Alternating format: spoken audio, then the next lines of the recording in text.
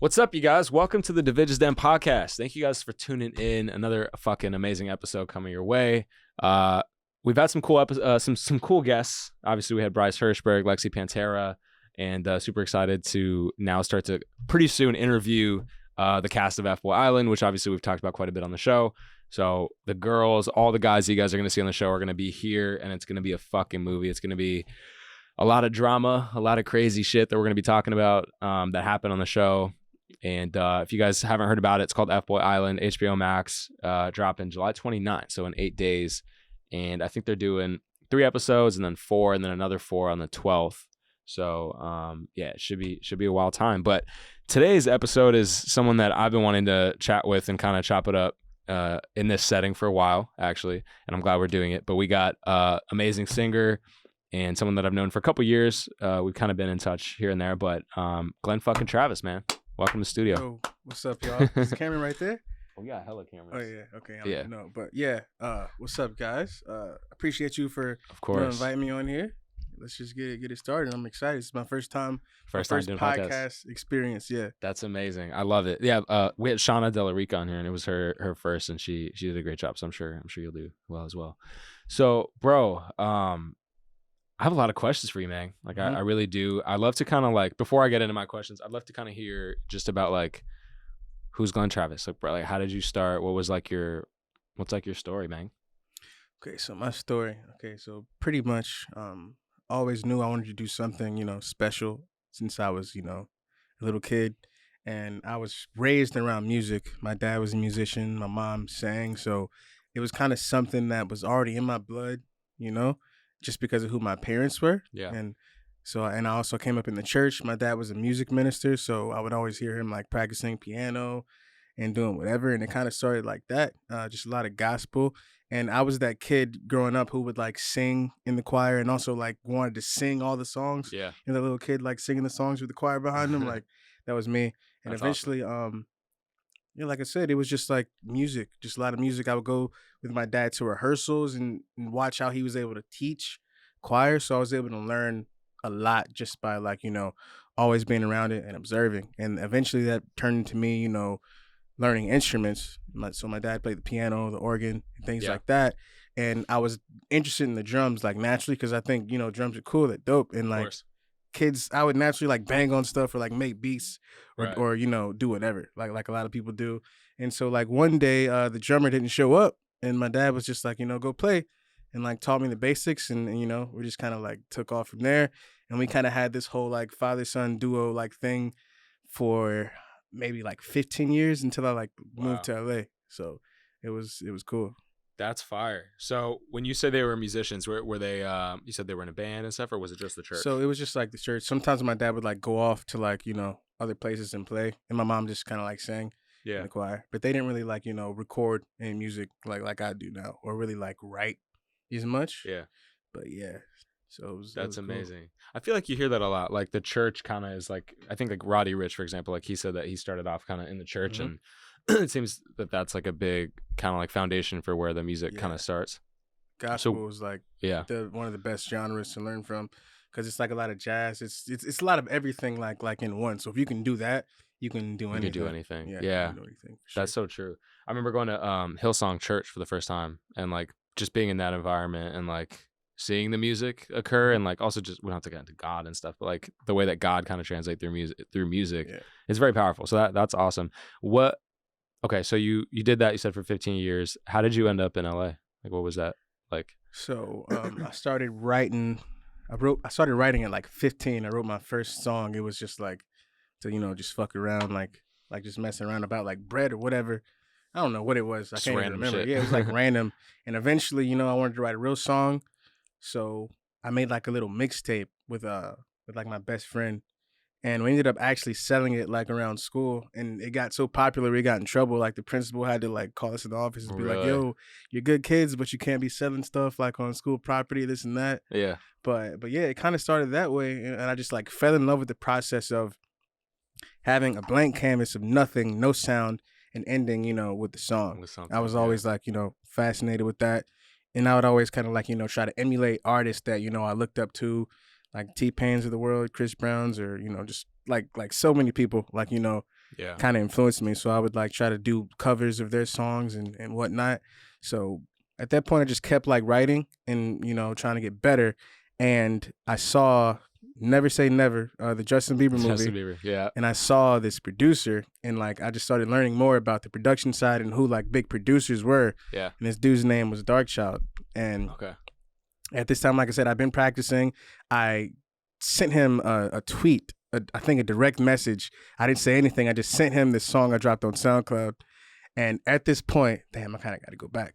At this point, I was in college, but I dropped out of college. Where'd you go to school? I went to school in Louisiana, Southeastern. Was going to go to LSU, but the band scholarship wasn't big enough. They wanted to offer me like $300 to be in band, and I was like, nah, no, I'm better than that. Yeah. But so yeah, they pretty much offered me like a full scholarship, like a football scholarship for band there. Got you. And so, but they said I couldn't have the scholarship unless I majored in music, which I didn't want to do. Thinking back on it, maybe I could have. Sure. But the only majors they had were the options they had were vocal performance, which would have been cool. You can do like Broadway or like sing, you know, like that kind of thing. And they had music education. I didn't want to be a music teacher or anything. I wanted to like, you know, like actually do music. Sure. And what I was actually going to school for was mass communications, because I've always been into movies and I wanted to be like a director, you know, or you know, do like ESPN, like the behind the scenes, like whatever camera work type thing. So I didn't take the scholarship, but I ended up doing band for free anyways because I missed it like that much. So I pretty much went to school 1 year just to do band one last time. And the way that happened was crazy because my that same best friend I was making songs with, he was in band, and it was almost like a movie, bro. So like I just wander around whatever, like by the band room, like looking for my friend or whatever. And like the band was kind of like broken up into sections, and only like the drum line was kind of in there. Yeah. And everyone just had like their drums laying around. Not everyone was there. And like I just go over there and like they had the music, and I just started like reading it, like messing around, playing some of it. And so since I had tried out, like the percussion instructor like knew about me and everything because they basically recruited me. Yeah. And somebody told them like I was there. And he was like, "Oh, Glenn's here, like get him a drum." So literally just like that, like I didn't say anything or do anything. Wow. Called me to his office, put a drum on me, gave me a booklet with like all of the music, all the everything. And they had already started band camp. So I was like behind. Right. So it was literally like some like drumline shit. So like I walk in, this random dude just with a automatically like on snare line, like as a freshman, people looking at me like I'm crazy. Like who is this dude just like walking in here? Right. So yeah, I ended up doing that for 1 year because I missed it so much. Wow. And then after that, like once I wasn't in band, I didn't really like have any drive to be in school because everything like, you know, I was learning I could teach myself. And plus the way they do it in college, like it's awful. Man, you don't get to your core classes until you do like all this other shit that you're never gonna need. Like I didn't need any more algebras or any more Englishes or maths or whatever.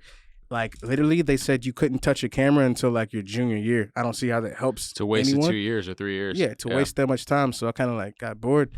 I would just go to school to like see friends, hang out, like play basketball. And yeah, eventually I just like, you know, stopped. So I stopped, ended up just getting like, you know, regular job. I worked at like a warehouse. I did like a bunch of stuff. Odd jobs. And so fast forward, a bunch of odd jobs. Yeah. Fast forward, I send this dude a DM of a random song. What year is this? After the odd job stuff?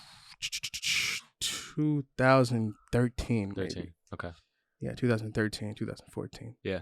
Like around that time. I'm like 19-year-old kid. DM him and he's like, "Oh, like cool, this is dope, whatever." And he's like, he follows me and I'm like, "Oh shit, this is like the craziest thing like in my life, you know."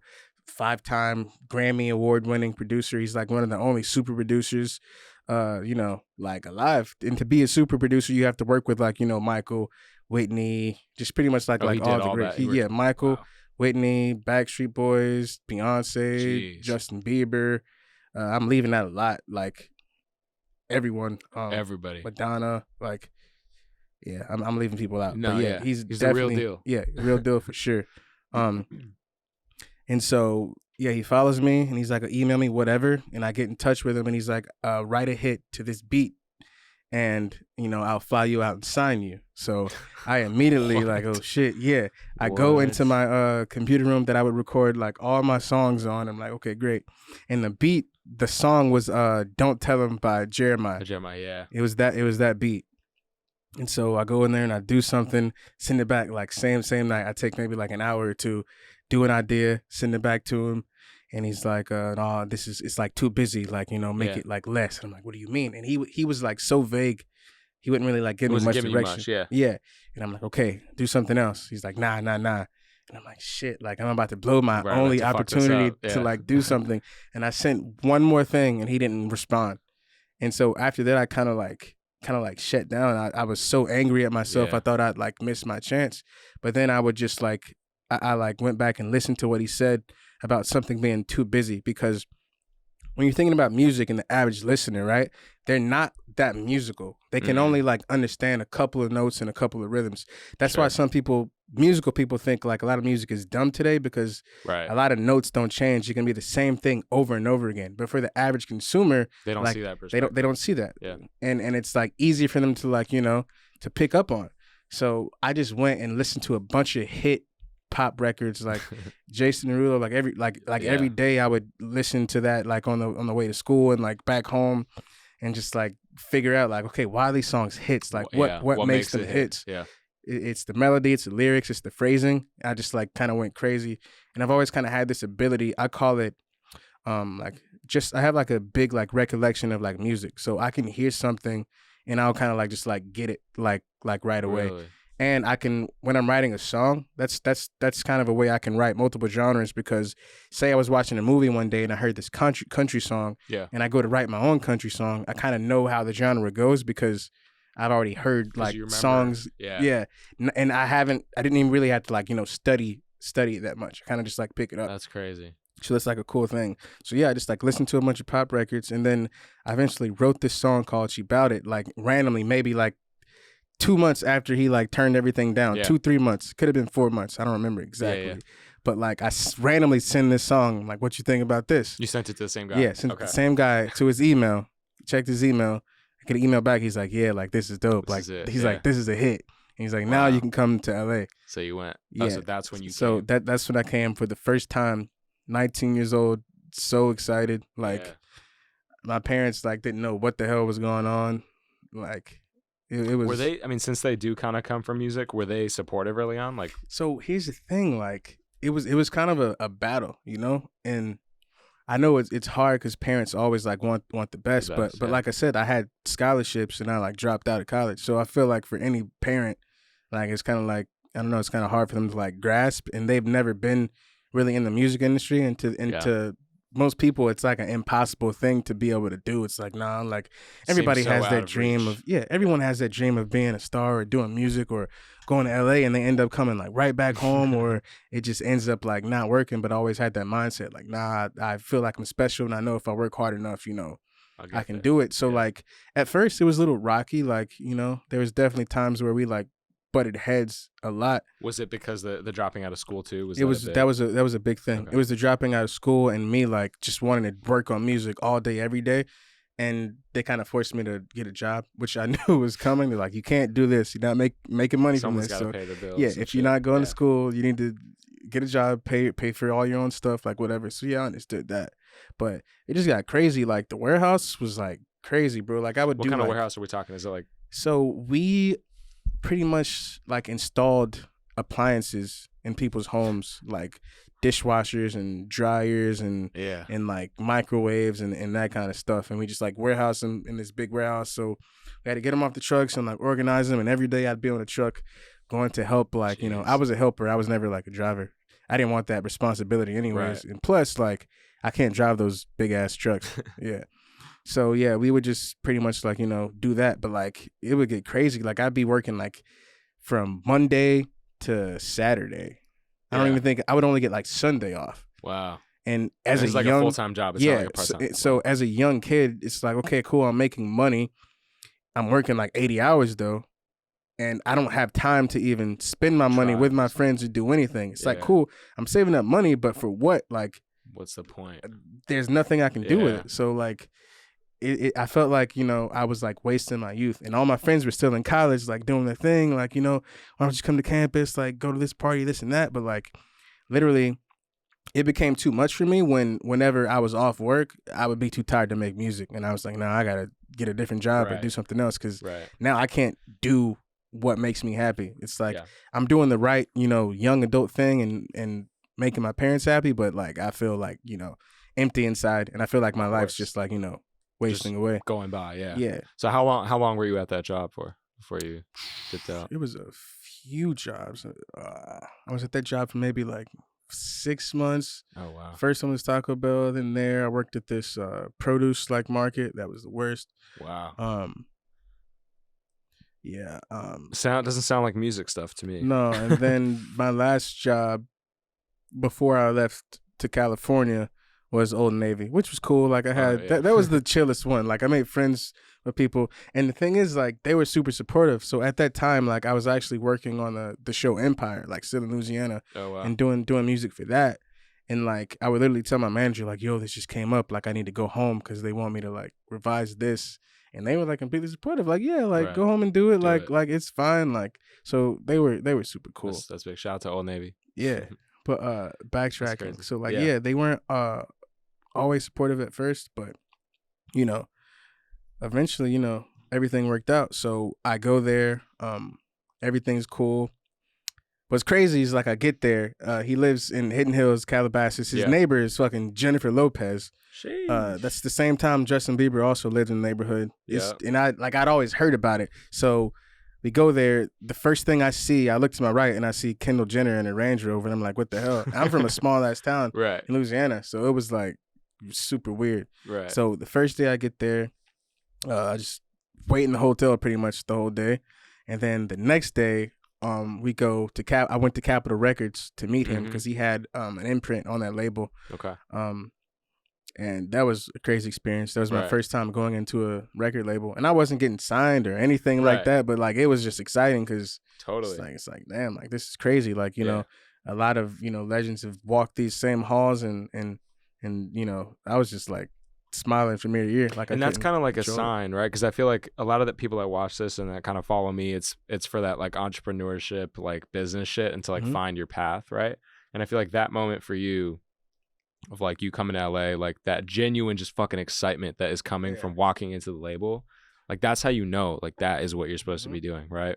So that's dope. That's fine. Yeah, you just feel it, and you just like, you feel it like in your heart, like you feel it like everywhere. And I knew, like I was just like, you know, so motivated from then on. And a big lesson in that experience was, you know, I could have given up after he said no to the first thing I did, because I was kind of like, damn, I blew it, but I knew like if I kept working and eventually sent him something like dope, like it would work. So I went out there for the first time. I go up to meet this dude, and they're like, he's ready for you. But I go in there, he's like on his phone, his laptop, and like an iPad at the same time for like 5 minutes before he even looks up at me. And eventually he looks up and he's like, welcome to the land of milk and honey. That was like the first thing he said to me. And we just started talking about music. He told me, you know, taught me a lot about hits for sure. He talked about a phrase that pays, pretty much like in a hook, just like, you know, have a phrase that people always like, you know, remember, and like a few other things. And he just put me in a room after that and was like, start writing songs. And I literally just got to work like in one of the studios. Why did he give you a shot as like what was that? I just think like he was just, you know, just always looking for talent and like new people to possibly sign or you know, help out. And, you know, so he's just being the A&R side of him. And just him like being a big producer, you know, having a label, and just like, you know, sometimes when you get that big, you can delegate, you know, certain like responsibilities. And him being a producer, like he doesn't do all of the writing. Like he might throw in an idea, you know, here or there. But I was just solely there to like, you know, help lend a hand to more of his possible hits. That's crazy.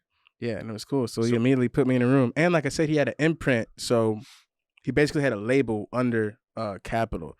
So we had maybe 4 or 5 artists, like, you know, signed that were his.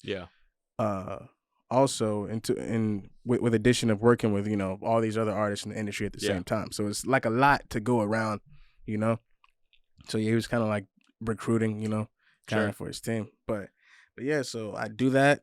Second day is the same thing, all work, and then eventually the last day was the most fulfilling and most exciting for me because I got to actually, you know, like go to his house and get in the studio with him, and we made stuff together. So it's crazy because I saw videos of him and like Michael Jackson and in that same room. Yeah, him and That's Justin crazy. Bieber doing the same thing, like in the movie, on this little piano, on this little mic, like going back and forth. And another reason I knew I was meant for it is I wasn't shy of the moment, like at all. Like you embraced just kinda, it. You were I present. embraced it. We just like went back and forth. Like I wasn't scared. It felt natural for me to be there. So that's how that happened. And I thought like after that I would get signed, and I didn't get signed after that. You did not get signed to him or anybody. No, yeah, I didn't get signed to anybody. What was that? Once you go back, did you go back to? You said Wisconsin? So I went back to Louisiana. To Louisiana, right? Went back to Louisiana after that. Were you like, now what? Yeah, I was kind of like, well, shit, I just did that. That was crazy. So I know I can do more. So I just kept, you know, kept on working. And I kind of got like cool with like, you know, his like team. And every time I would go back out there, I would go out there to work with him. And I started to meet more people. And yeah, just, you know, just went from there. I stayed one time. We did like this writing camp thing, which was a really dope experience. A lot of people don't know about this, but that's how a lot of hits are made. So pretty much they'll rent out a big studio, a label or an artist or whoever. Mm-hmm. They'll have like maybe 5, 6, 7, 8 studios in there. That's how a bunch of albums get done like super fast. So they would split you up into groups, maybe 3 or 4 writers and 2 producers in each room, writing songs to different beats at the same time. Oh, wow. And you would work on a song for maybe about 3 hours, do another 3 hours, eat, do another 3 hours, go home, and the same thing pretty much for like a week. And so towards the end, they just pick, you know, the best songs and you just finish those songs. So that's like how a bunch of like, you know, Rihanna albums are done sometimes. And it's all these camps are centered around like one artist. One specific thing. Sometimes it's a TV show. Sometimes it's a movie or whatever. They'll just put a lot of writers and a lot of people in a room, and they'll just keep mixing up the chemistry and changing the vibe until they, you know, get the best product. So that was a cool thing for me. And like I was in there with people who already had like placements and who had like written for people, and I was just hoping I would, you know, get like one song. But long story short, I ended up like writing the best song of the camp and like having the most like, you know, selected for like what they call completion camp when you go and like finish up the songs. So that was cool. I just, you know, kept going back and forth, and that also gave me like more confidence. Like, you know I can, if I'm not an artist or if I don't become a huge artist, I know I can write songs. I know I can write great songs. So that also gave me like, you know, extreme confidence because I always wanted to do it all. Yeah. And so, eventually, you know, I would just go back out there, and in 2017 is when I was finally like, I'm just moving out there, because I would go back and forth, and I kind of established like my own network. So it wasn't like me going out there blind, like not having any friends, not knowing anyone. Now you had a little base. Yeah, I have a little base. So when I can go out there, I'm just not, you know, like butt naked. Like I can, you know, I can call people, hit people up, like, you know, to work, or just ask for, you know, advice or whatever. Yeah. So I go out there and I stay with this homie who's also a producer, and it wasn't even LA at first; it was Palm Springs. Oh wow! So I went out there, and quickly, you know, it went downhill there. Ended up having well, ain't shit in Palm Springs. Yeah, no, it was hot as hell for no reason, and I would like drive to LA, come back. But I didn't stay there for that long. Stayed there for maybe like 4 months after that. And then eventually, you know, made the move to LA, which was, you know, super big. Yeah. Super crazy. My last job in Palm Springs was Walmart. I remember I told myself that was my last like regular job. Yeah. I literally like tried to get fired on purpose to force it. Like, like the lady saw me moping around like on the floors and stuff. And she's like, "Do you want to be here? Like, do you need this job?" I'm like, "Nah, no. I don't want to be here, and I don't really need this job." And she was like, "All right, come with me." And I'm just like, "Cool."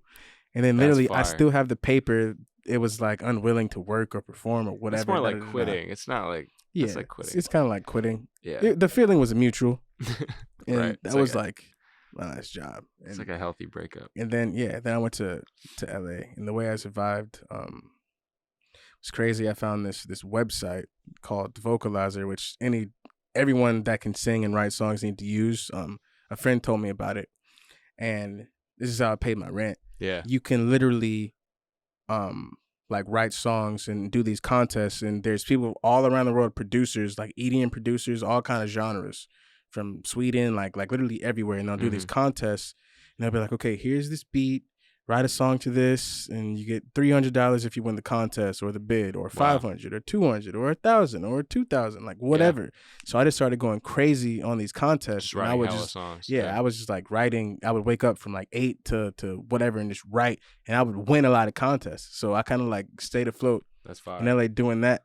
It wasn't like, you know, exactly what I wanted, but I'd always prayed. It's like, okay, God, you got me here. I just want to make music for a living. Like, I don't care what it is, like, just help me. Yeah. I'll do it. And so I got there, and then I started making a living, and I'm like, okay, now I want to make the music I want, and not like, you know, EDM or whatever. And so up until this point, because I think you said 2017, right? Like, did you try to make music as a singer up until that point? Yeah, I'd always like tried, like I would put stuff out like on SoundCloud, like as myself, but what I always thought was going to happen, I always thought I would be a songwriter first, and then eventually get my shot as an artist. Kind of like similar to like a Neo or somebody like that. Because people don't know about Neo is he wrote like Beyonce songs and like Rihanna songs before any of his songs came out. And that's kind of like how he got his shot, you know. There's a few people like that. I thought that would be, you know, my was destiny. the path, yeah, I thought that was the path for me. And I was just putting things out. And one day, my homie's just like, yo, I'm working with this YouTube channel and this little family, and they're looking for music for the intro, like whatever. If you got anything, send it over to me. I'm like, oh yeah, cool, yeah, whatever. I'll send over some songs. I send, you know, 3 songs to them. They're like, oh, we love them all, and they picked this one, and yeah, it just went crazy. And that you're referring to Feel My Love. Yeah, Ace Family. Feel My Love and the Ace Family. So this isn't just like some small channel. This is probably the biggest channel on YouTube, family channel in history of YouTube. Yeah. Okay, I'd like to get into this. So it's funny, when we met, kind of the first intro to you was that video that I saw of you at this like some stadium performing in front of like thousands of people, and they're all just chanting back the song "Feel My Love." So how did you write that? Like, what was the process of creating the song, and then what was that moment like of like? Okay, first I'll go into the process. Yeah. So I had actually wrote that song 3 years before I ever met it. I met it when I was still in Louisiana working those jobs. Like I said, I kept working. There was just a random song that I wrote that I always knew was a good song, and I would always like, you know, have songs I took pride in. You know, a few I'm like, okay, if someone hears this is like one of my hit songs. Yeah. So I had like, you know, a few like that I was really confident in, and that was definitely one of the ones. Yeah.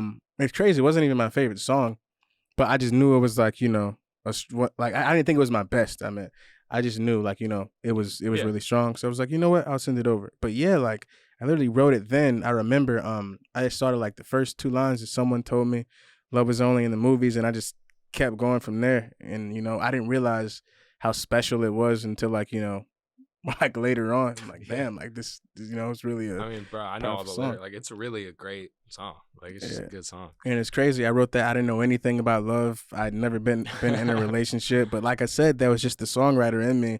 And I just wanted to, like, you know, write a good song. And I was also listening to a lot of, you know, Jason Derulo back then. That's why some people kind of make that, you know, comparison with the high falsetto and I could see all that. Did you see that collab he just did with Tesher, that Jalebi song? No, oh wait, I think I've seen like some of it like on it's like some Bollywood TikTok shit or something. Yeah, it was a big moment for me to see, like, you know, a brown boy. Yeah, I was like, let's go. I've definitely heard the song. Yeah, that shit's hard.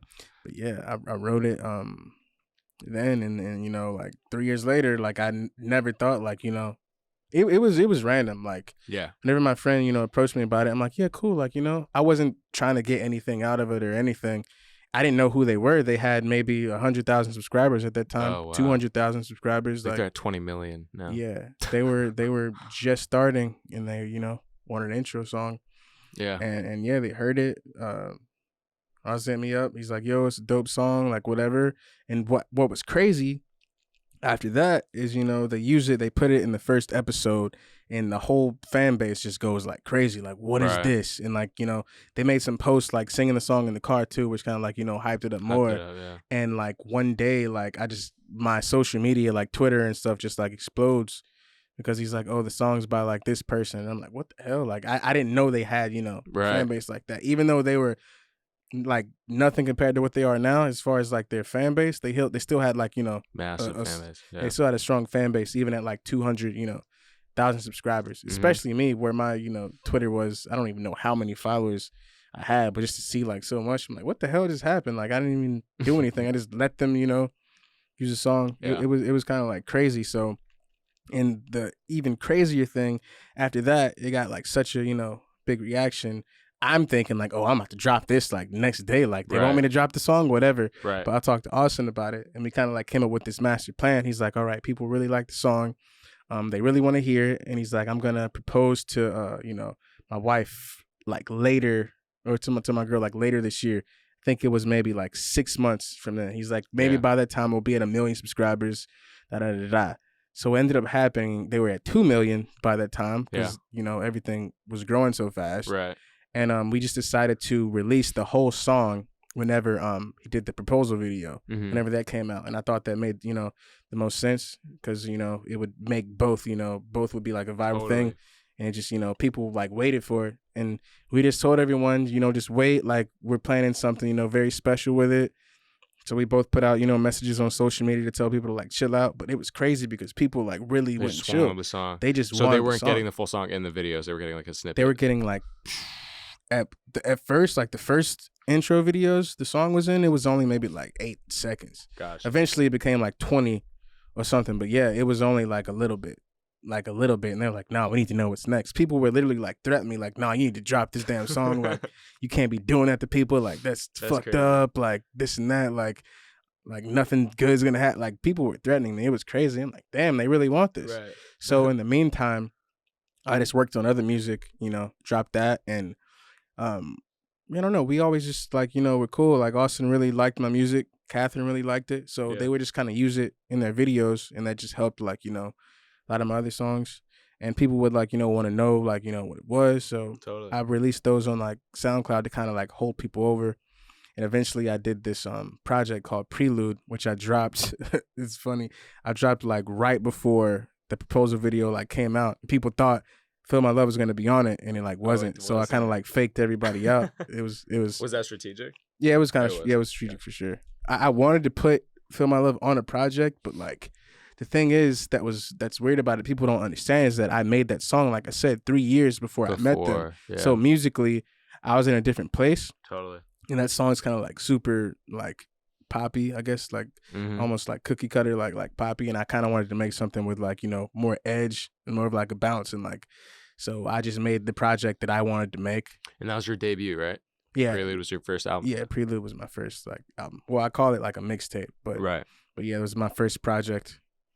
Actually, my second, because I put out a mixtape like back in high school. My bad. Yeah. Forgot about that. So it was your second. Yeah. Gotcha. So I dropped that. I was very excited about that. And yeah, there was just like so much hype around the song, and whenever it finally dropped, it just like went crazy. Just went crazy. Like everywhere. Like it was like beating Taylor Swift and like Bruno Mars on like Spotify charts. Like it just went insane. Wow. I knew it would do good, but I wasn't expecting that. And the video, the YouTube video itself, also like was like trending. I think it has maybe like 30 million views now at this point. So everything kind of went viral at the same time. That's crazy. And then since 2017, we're in 2021 now. You've dropped, I think, how many projects, bro? Probably like 20.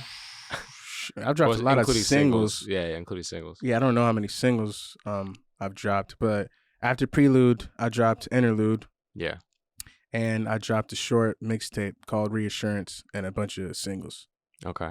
What's your what's like your favorite music? Because would you say that Feel My Love is like the most well known?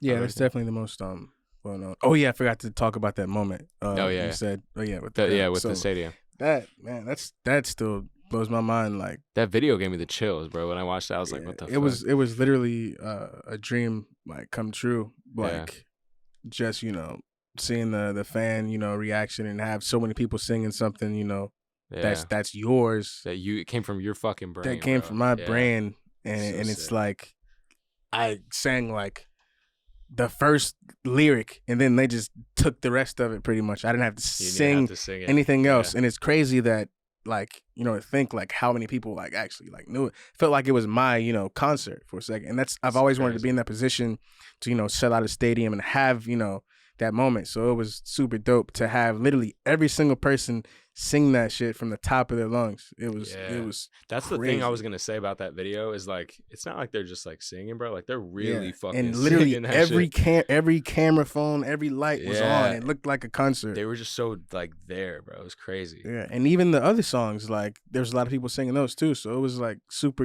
feelings. Like, I gotta, I want to keep this up. That's definitely one of the biggest things.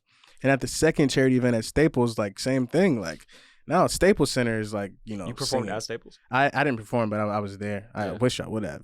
Yeah. Wish I did, but yeah, that didn't really work out. Yeah. They didn't ask me to perform at that, but I don't know. I definitely should have. Yeah, for sure. But yeah, then seeing 20,000 people at Staples like singing it all, like that's crazy. That has to be fucking super crazy. Yeah. So have you been able to perform? Because you've been dropping a lot. Have you had the chance to perform, especially with COVID and shit? Like COVID like stopped a lot of it. Yeah. Which sucks because I was just about to like kind of do more, but I did a show in Riverside 2018 that was super crazy. Super crazy show, and I performed in Hawaii. Oh, wow. And I was trying to get like a tour like set up, but everything's like harder, when you're like independent and you don't. And you have your own label. You said I have my own label, so you have to fund everything unless you get an investor. Mm-hmm. So touring can be very expensive, and I want to do it the right way. Like the show I actually performed in New York too. So I did L.A., New York, and I did Hawaii. And that show was so dope because I got to kind of like take everything from my roots, from church, and my drummer is actually from Louisiana, where I'm from. Super dope drummer. Yeah. I had a guitar player. I had my boy Blue, DJ, and I had Snacks, one of my homies who played like bass. So like, and I was able to be my own musical director and like do everything, how I wanted to do it and have it sound, how I wanted to do it. So that was, a really big experience for me because I take pride in like live performances and like having things live sound different than what you listen to very on the record. So that's fun. Whenever I perform again, I definitely recommend anybody like to check it out because we get down. Y'all go crazy. I need to come to a concert. I've never been. Hell yeah. But we will. So what I think we got to wrap soon, but what's kind of next for you? Because it seems like songwriting's been kind of like the foundation of Glenn Travis. Your real name's Herbert? Oh shit! Is that people know that? So nah, people don't know that. That's my government like first name. Should we cut that out or can we keep that in here? It's fine, whatever. Herbert Travis. Yeah, that's a cool name. Like I'm actually a third. My dad's name is Herbert, and my grandfather's name is Herbert. So I'm like. Where'd you get Glenn? That's just like what my mom wanted to call me. Oh, okay. At first, like he wasn't sure if he wanted to make me a third, and then last minute he was like, you know what, I do want to make him a third, but we can just call him Glenn because I mean. That's you know how weird kids are. Like I can't be a kid. Like I get made fun of when people find out. Like every year in school, and people would find out my real name was Herbert. They'd be like, "What?" So when the teacher would be like, how they call out the names or whatever. Mm-hmm. Every first day, they would say like Herbert, and I'm like, "Okay, cool. Like don't say that. Call me Glenn." And they scratch that out and they put Glenn there. Are you embarrassed of it? Of the name? I mean, it's just weird. It's a weird name. I mean, I'm not embarrassed. Like kids made me embarrassed of it. Because friends or just people that like knew me when they would have me in like homeroom and they'd hear that shit, they'd be like, Herbert, like, oh, the fuck is it Herbert? Yeah, like who is that? Like whatever, that's you. And people would just like laugh and I'd be like, damn. Yeah. Every year I went through that, like every single year. Bro, my name's cool. Like Divij, so I know how it is. Like, it's not, but it's fine. It's good to have unique names. So what was I gonna ask you? Oh yeah, what's next? Yeah, what's next in the life of Glenn Travis? And I have one quick question after you answer that about songwriting. Okay. So what's next for me is just like, continuing to develop my craft. I'm definitely producing a lot more. I've actually been working with a lot of like up and coming like artists and some like, well-known artists. I've done a lot. It's going to be for Rihanna's new project. Wow. Which will be huge. Hopefully she gets back in the studio eventually to record some of that stuff because it's crazy. Working with some like, kids in the TikTok world. My homie TAYLER Holder, I've been helping him develop his sound. And did you have anything to do with that one song that he dropped, 50 Rounds or whatever? Yeah. Did you write it? Wrote and produced that with him. I liked it. I feel like he did a good job. Oh yeah. Yeah. Kid has talent. And also his second single, I'll Be All Right. And also Nate Wyatt. his first 3 singles. Yeah, I helped with writing and producing those too. So Wow. I'm kind of like all over. So that and developing, myself more. And I'm also working on an animated TV show for kids right now Really? called Stanley Shark. But that's like a whole nother conversation. And I know we're like pressed for time. I feel like I've been talking my ass off. No, and you haven't this is talked at all. good, bro. This is My great. bad. How much time do we got, Kayla? Oh, you guys got like 20 minutes. I'll give you a 10 minute. Oh, really? Oh, wow. Okay. Oh. Let's keep it rolling. I don't think we need 20, but that's fuck yeah. Wait, so what? Animated? Yeah, it's animated. Like one day I just thought of it like Stanley Shark. Like I don't know. That's so interesting. It just sounded like super cool, and I've always liked animals. And I don't know. I just wanted to make it a show. Like so, I eventually got. I got to show you. I eventually got an artist and an animator, and I have like all these. How does this work? Is it like Disney where they draw out all the? Yeah. So pictures? pretty much, I knew what I wanted, kinda. And I just hit up this chick on Instagram. I'm like, yo, like I'm working on a show. Like, can you help me out? And we just kind of like grafted it from there. So the last thing I have to do is just finalize the script and just like completely get the pilot. But everything's there. And what's like kind of difficult that I'm balancing right now, because I've always looked up to people like like The Rock, who like work on so many things like at the same time. But that's kind of hard. Like especially because like music takes a different kind of like inspiration, I feel, and like there's gonna be some days you don't even feel like doing it. So I just want to make sure I'm in the right place. So I'm kind of like slow tracking this because I want it to be like perfect for the kids. So I'm not rushing any like writing on it, kind of like I do with like the music. If something doesn't come out, like But yeah, so pretty much you get the concept, you get the name, you get the basis of everything. Then normally just hit up an illustrator. Or an artist, like a cartoon artist like I did, and you just start, drawing out the characters, and you figure out, their personalities and all that. So I pretty much have everything down. So yeah, Stanley Shark, to show about him and his friends, just like, in high school, like figuring it out. And it's very just like a bunch of sharks in high school. So no, there's everything. So there's sharks. His friend is a stingray. He has a friend who's a horsefish. Yeah. And he has a friend who's a dolphin. That's and his fire. teacher is a stingray. So it's just like a bunch of, and the school they go to is called Seamoss High. Okay. So it's very like now Gen Z too. So like it'll be, for the kids for sure. Like kind of their thing, like things that go on the show. Like there'll be vlogging, there'll be, podcast stuff that kids like. So the like, sharks and the dolphins will be. So like TikTok or whatever, like they'll be like flip flop or whatever. I gotta come up with the concept like, completely, but they'll be their own like, social media like type cool, thing. man. So it'll be for kids now, and I'm making sure that the music and everything in it is like modern, like I wanted to. So I've already done like the theme song. I don't know if I can play it or not, but I made sure it had like trap drums and like 808s and stuff, because kids like hip hop nowadays. They like the hip hop, yeah. So yeah, I want to make sure everything's like up to date. So yeah, I'm super excited. Where are you gonna drop this? Is this like a YouTube show or is it? So what I want to do is I just want to get it, finalized, get the pilot, get a few episodes down, and pitch it to some production companies. Maybe get it to like, Cartoon Network, Nickelodeon. That's crazy. And see what they want to do. It seems like you're just, and I think you said this at the beginning, like you have this like drive and like desire to like create something from scratch. Because like I see what you're saying. Like Stanley Shark didn't exist. Yeah. Herbert had an idea. Fucking Stanley Shark exists. Yeah. So like that process for you is kind of, it seems like that's what is like your motivation. Now he's alive and he has his own like world and his own like, universe. That's so sick. So it's it'll be funny for sure. I want to make sure it's funny. That's hyped. I've got a question. So I recently started getting in the studio just for fun. Mm-hmm. And I tried writing yesterday for like the first time, like pen and paper, like he played a beat. Mm-hmm. And I was in there from 9 p.m. to 3 a.m. Damn. I had like maybe 2 words on the paper. Like nothing came out. So I started just doing covers and shit. But the producer yesterday, shout out to EQ, he was saying, he gave me like a method of how to like write. So it was like, listen to the beat, you come up with a topic. So it could be love, it could be money, whatever. Yeah. You come up with a topic, you then think back to a memory of yours, like a specific memory, and then write about that memory. So let's say I'm thinking about, it's a love song and I'm thinking about this my ex-girlfriend who I love a lot. We went out to dinner or some shit. Mhm. Like write about that moment at dinner and then remove the filler words and then put it together, and that's what your song is. Do you follow any sort of practice like that? I mean, I kind of write.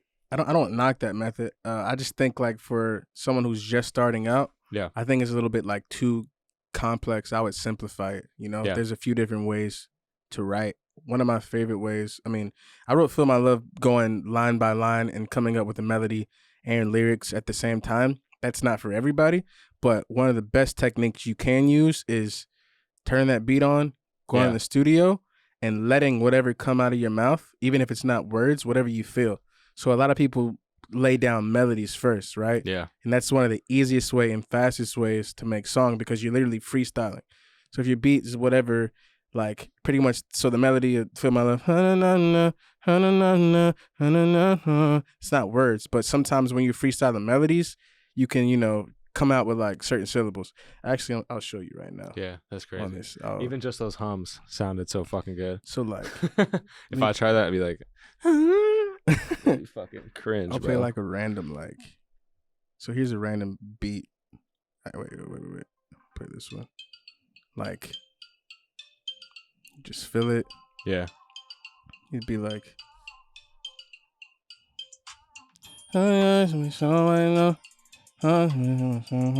Just like hum shit. So you would do that in the studio, whatever Yeah. comes out, even if it's not words, you just try a bunch of different things. And when you listen back to it, Yeah. sometimes you can decipher words from your mumbles. From the mums. That's From your mumbles, and you can pick out certain vowels and you can write a whole song like that.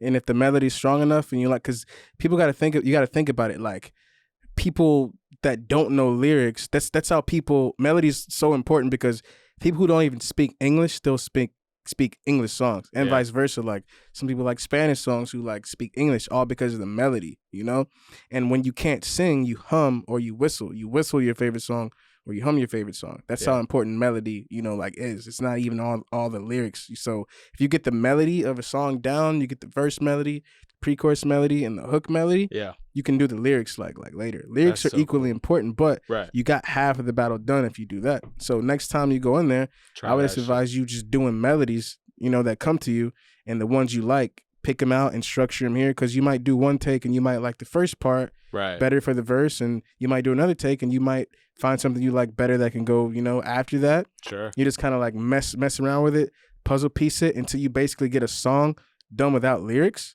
and then go back and listen to that over and over again and see what lyrics come out. Don't even think about a concept or anything. That's crazy. So whatever comes out with the vowel sounds, if it sounds like you said, I want to take you out tonight, whatever, say that or switch it up and flip the vowel or just do whatever you want. That's the beauty of music. But I definitely think that's like one of the easiest and quickest ways to write. That's really for sure. cool. Yeah, I've never heard of that.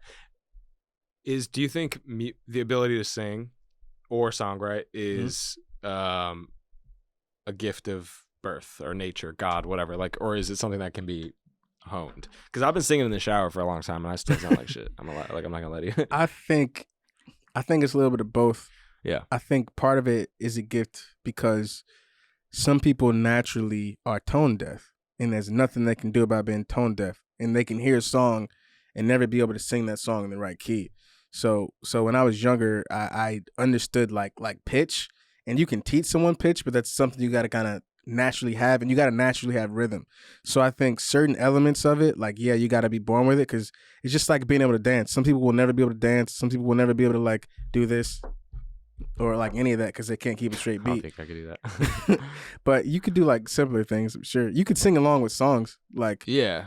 But the thing is some people, you can play a piano and say, sing Mary Had a Little Lamb. Mm-hmm. And you can ask them oh, does that sound good to you? And they'll be like, yeah, and it could be completely off. You can't really do anything about someone that's tone deaf. So when I was coming up, I understood pitch. I didn't understand how to sing fully until I started working with a vocal coach. Well, my issue was trying to find out how to sing songs all the way through. I knew how to sing and record a song a bunch of times, but singing live, you gotta, and pretty much that's 100% breathing. It's using your air where you have to use it, and that kind of stuff. But you can definitely get better because when I first wrote "Feel My Love," I could not sing that song the whole way through.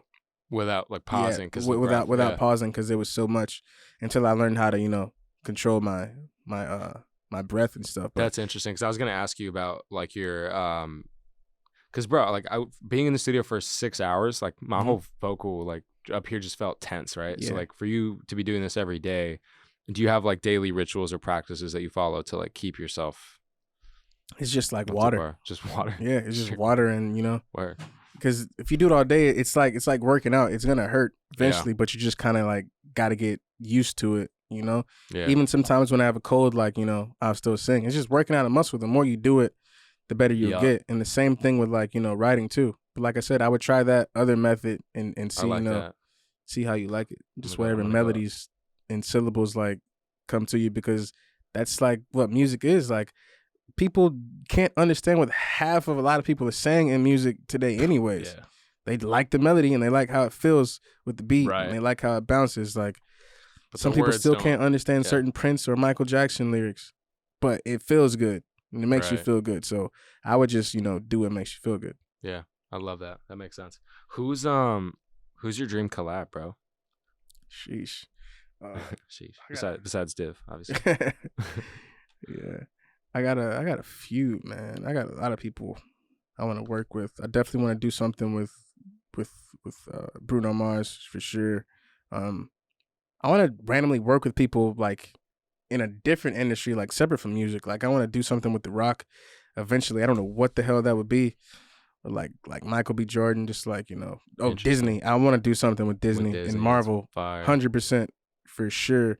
I'm actually trying to find a way to help with the Avatar soundtrack for that next movie. That'd be a dream. Yeah. Black Panther 2, like that soundtrack, that would be like dope. And aside from that, like pretty much every like artist I want to work with, the Chris Browns of the world, the Rihannas, hopefully that works. Bieber, like pretty much everyone. And you've got some credits like in terms of writing. Who are some people that you've written for? So I was on the Jeremiah Late Nights project. Wow. Randomly like designer. Really? Which designer song? It was, I forgot what album it was on, but it was called Thank God I Got It. Like I'm on that. I know that song. Vic Mensa. I'm on a Vic Mensa project. Wow. I've done a song with French Montana randomly a while back ago. Yeah. And everything else is kind of like pending. I've been close on like a lot of things, but yeah. And how does it work? Because I have no clue. Like, which is funny because I studied the music business at USC and I still don't know this. How do you get credits for like a French Montana song? Like, do they have to be like, oh, he helped write this? Like, they have to approve it? Pretty much like what happens is,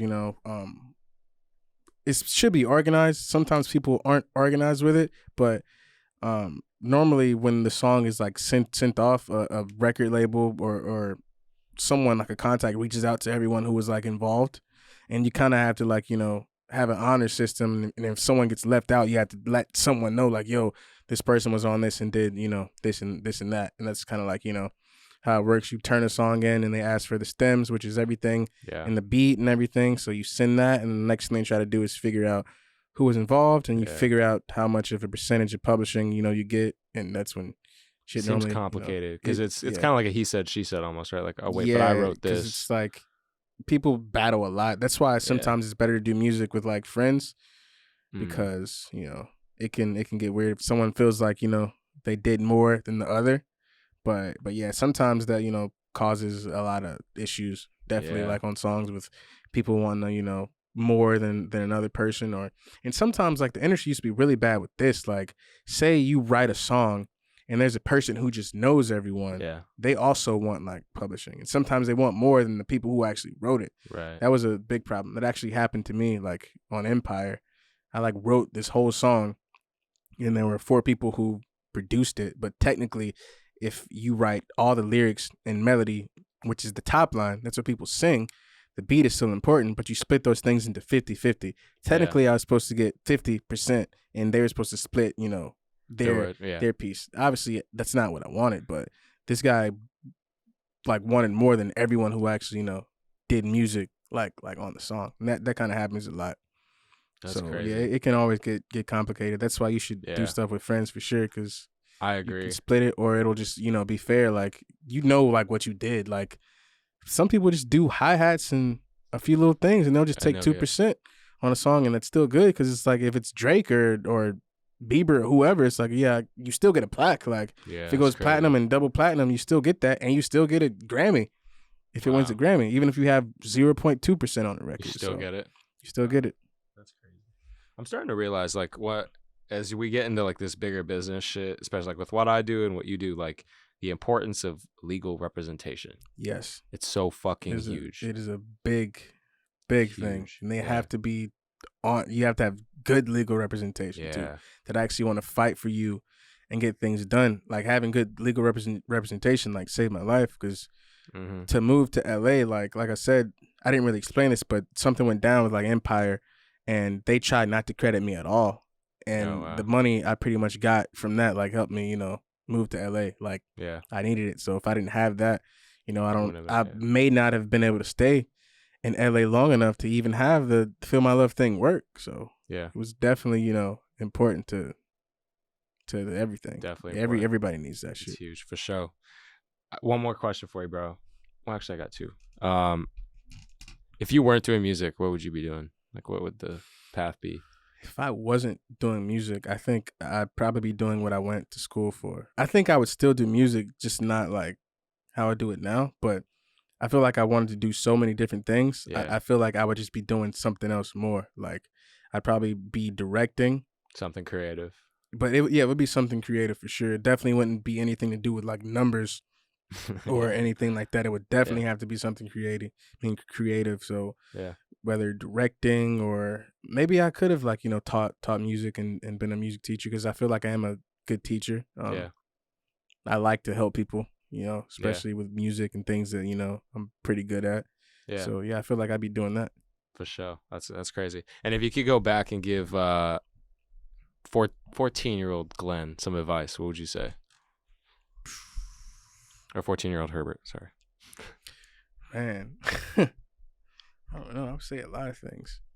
Yeah. I mean, too. I feel like 14-year-old Herbert didn't really have an issue. I'd say like a little older, maybe like 21-year-old Glenn. But I would just tell 14-year-old me to just keep doing what you're doing, just grinding. keep working hard. But I would tell 21-year-old me to, just be open to everything. And the reason why I say that is because I feel like I don't know. Don't like, miss out on opportunities, I guess. Mhm. Because I feel like with the whole Ace thing, I had a YouTube channel, but I feel like I could have done like, more, and still Could've. can do more, because I Yeah. have 100 and something thousand subscribers like on my YouTube like right now, and I don't like post, They don't. Yeah. So I feel like, and it wasn't a pride thing for me not, to do YouTube, but I just, wanted to be, an artist, like, so bad and do that like the people I looked up to. Yeah. But I don't think it would have hurt me if I like, tried to do a little bit on there. But yeah, I would just say, be open to everything. Open-minded, yeah. Yeah. It's huge. Amazing, bro. Yo, thank you so much. This has been great. We gotta wrap it. But where can people find you if they don't follow you already? Shit. On Instagram, at Glenn Travis. Twitter is at Glenn Travis _. And on Spotify and Apple Music, it's the same thing. Just Glenn Travis, just type it in. Everything will pop it up. And, give everything a listen. Yes, sir. Check it out. The music is fire. Thank you guys so much for tuning in to the Divij podcast. Make sure you guys subscribe, smash the like button, turn post notifications on. This video is sponsored by Mellow, best melatonin on the planet. Use code MELLOW20 for 20% off your order. Makes you sleep like a baby, and it tastes great. It tastes like lavender. KeepMellow.com. Bye.